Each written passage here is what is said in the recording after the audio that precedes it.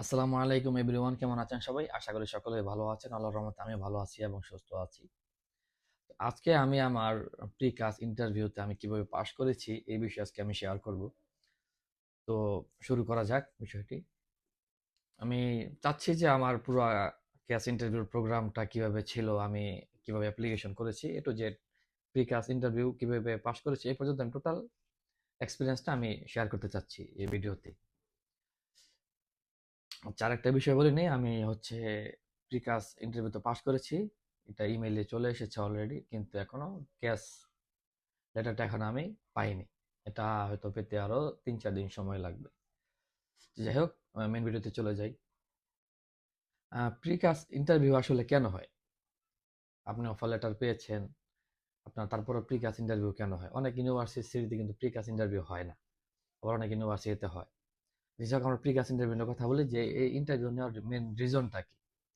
এই ইন্টারভিউটা নেওয়ার মেন রিজনটা হচ্ছে আপনি জেনুইন স্টুডেন্ট কিনা, যে আপনি ওইখানে গিয়ে আসলে পড়াশোনা করতে চান কিনা বা পড়াশোনা করবেন কিনা, বা ওইখানে গিয়ে বা পড়াশোনা ছেড়ে দিবেন কিনা। ওনারা একটা এনশিওর হওয়ার জন্য, পুরোপুরি শিওর হওয়ার জন্য প্রিকাস ইন্টারভিউটা নেয়।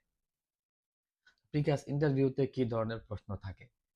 প্রিকাস ইন্টারভিউতে প্রশ্ন থাকে হচ্ছে আপনার যে আপনি প্রথমে আপনার হচ্ছে ডিটেলস জিজ্ঞাসা যে আপনার নাম কি, আপনার প্রফেশন কি, আপনি মানে আপনার বয়স কত। এগুলো আপনি প্রথম আপনার যে ইন্ট্রোডিউস করবেন, তারপর হয়তো আপনাকে জিজ্ঞেস করতে পারে যে আপনি ইউকে কেন যাবেন, বা ইউকে পড়াশোনার জন্য কেন আপনি ডিসাইড করছেন, হোয়াই ইউকে, ইউকেটাই কেন। তখন হচ্ছে আপনি ইউকে কেন চুজ করছেন, কারণ ইউকে ইউনিভার্সিটি ভালো অন্যান্য কান্ট্রি থেকে।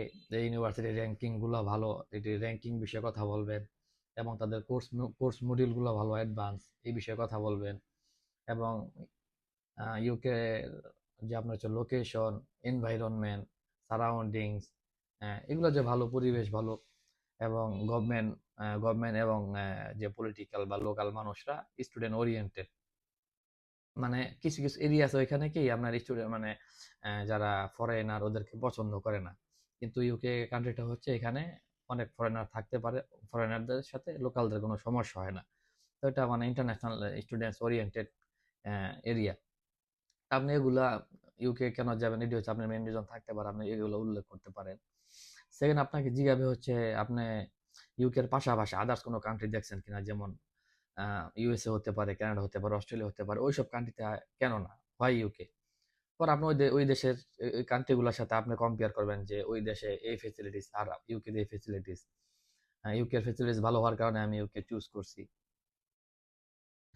তারপর আপনাকে আজ করতে পারে যে আপনি কেন এই কোর্সটা চুজ করছেন, এই কোর্সটা আপনার লাইফে কি ধরনের ইফেক্ট ফেলবে, বা আপনি এই কোর্স থেকে কি আশা করছেন, এই কোর্স থেকে আপনি কি কি শিখতে পারবেন, এই কোর্সটা আপনার কাজের সাথে কিভাবে রিলেটেড, হোয়াই দিস কোর্স। পরে এই কোর্স আপনি কেন চুজ করছেন, এই কোর্স পরে আপনার কি কি লাভ হবে, বেনিফিট হবে, আপনার জবের ক্ষেত্রে কি কি লাভ হবে, এগুলো আপনি উল্লেখ করবেন। এখন তারপর আপনাকে আরেকটা প্রশ্ন করবে যে আপনি যে ইউনিভার্সিটি থেকে অফার লেটার পাইছেন, এই অফার লেটার পাওয়ার পাইছেন এই এই ইউনিভার্সিটির সাথে আদার কোনো ইউনিভার্সিটির সামনে কম্পেয়ার করেছেন কিনা ইউকের। তখন আপনি বলতে পারবেন যে আমি আরো লন্ডনের বা ইংল্যান্ডের আমি আরো দু একটা ইউনিভার্সিটি দেখছি, ওই ইউনিভার্সিটির গুলা এই ফেসিলিটিস আছে, এই অপরচুনিটিস আছে।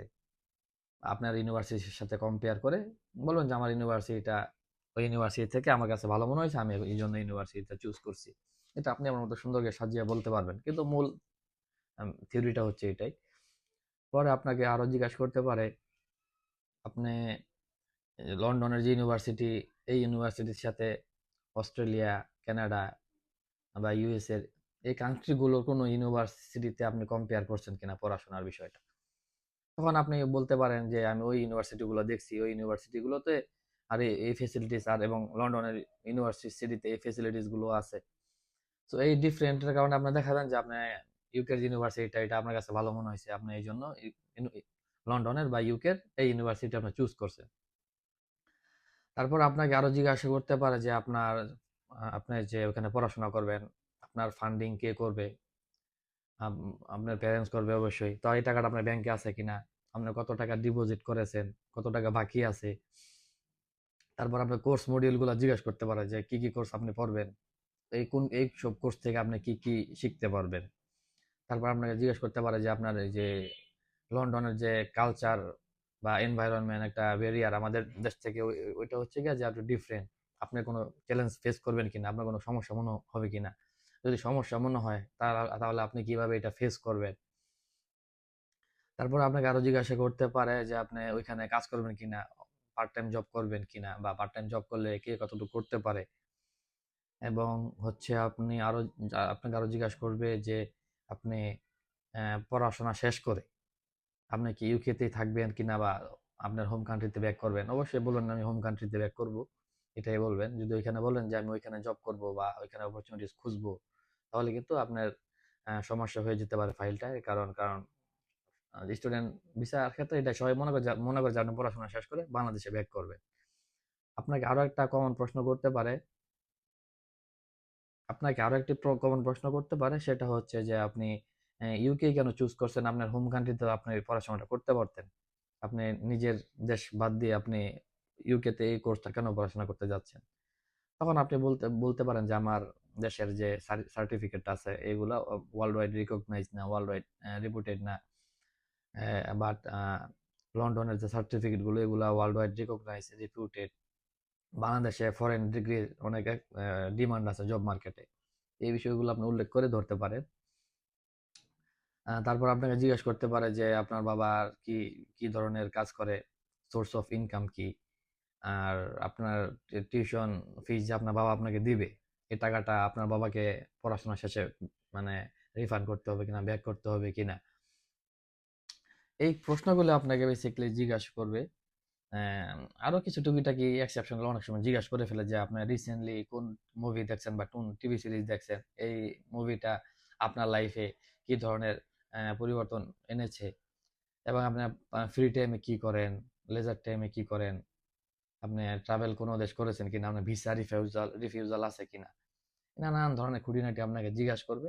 জিজ্ঞাসা করে তার একটা জিনিস বিষয়ে শিওর হতে চাইবে যে আপনি অ্যাকচুয়াল স্টুডেন্ট কিনা, নাকি আপনি ওইখানে গিয়ে পড়াশোনা বাদ দিবেন বা ওইখানে গিয়ে আপনার অ্যাজাইলাম ক্লেম করবেন। এমন কোনো ওনারা দিকগুলো খুঁজে বের বের করার চেষ্টা করবে যে আপনি আসলে অ্যাকচুয়াল স্টুডেন্ট কিনা। যে ভালো ভালো ইউনিভার্সিটি গুলো আছে, এই ইউনিভার্সিটি গুলোতে দেখলে আমি আমি দেখলাম যে আপনার যদি ওইখান থেকে আপনি ক্যাশ ইন্টারভিউ পান, সেক্ষেত্রে ইউকে ইন্টারভিউ হওয়ার চান্সেস খুবই কম থাকে, মানে রেয়ার। ঠিক আছে, ইউকেবিতে আপনাকে শুধু একটা ডকুমেন্ট চাইতে পারে, সোর্স অফ ফান্ড, SOF, এটা শুধু চাইতে পারে। এটা দিয়ে দিলে আমার মনে হয় না পরে আর কোনো ধরনের ইন্টারভিউ হয় বা কোনো ধরনের সমস্যা হয়। কারণ এই প্রি কাস্ট ইন্টারভিউ ওরা প্রায় অলমোস্ট 1 আওয়ারের মতো নেয়, কিন্তু এটা সময় বেঁধে তারা আরো অনেক সময় বেশিও নিয়ে থাকে অনেকের। আমার ফ্রেন্ডের অলমোস্ট 1.5 ঘন্টার মতো হয়েছিল, বাট আমার হয়েছে আবার 45 মিনিটস। তো এটা মানে পার্সন ভেদে এটা ডিপেন্ড করে কার কতটুকু হবে এটা আসলে। আর এখানে কোনো লিমিটেড প্রশ্ন নাই, কিন্তু বেসিক কোয়েশ্চেন এগুলোই, কিন্তু আদার্স কিছু প্রশ্ন ওনারা করতে পারে, সেই জন্য মেন্টালি প্রিপেয়ার থাকতে হবে। আর হচ্ছে কি আপনি খুবই কনফিডেন্টলি কথা বলতে হবে, মানে জাস্ট অ্যান ইন্টারভিউ, আপনি এটা খুবই ইজিলি যদি হ্যান্ডেল করতে পারেন, আলহামদুলিল্লাহ, আল্লাহ ভরসা, মনে হয় না কোনো ধরনের সমস্যা হবে আপনার। যদি সবকিছু ঠিকঠাক থাকে আপনি 2-3 ঘন্টার ভিতরে আপনি রেজাল্ট পেয়ে যেতে পারেন। আমি 3 ঘন্টার মধ্যে রেজাল্ট পেয়ে গেছি যে আপনি ইন্টারভিউ পাস করেছেন। অনেকের আবার অনেক সময় লাগে, ইটস ডিপেন্ড। তো ভালো থাকবেন আর সবার সাথে শেয়ার করবেন। আসসালামু আলাইকুম।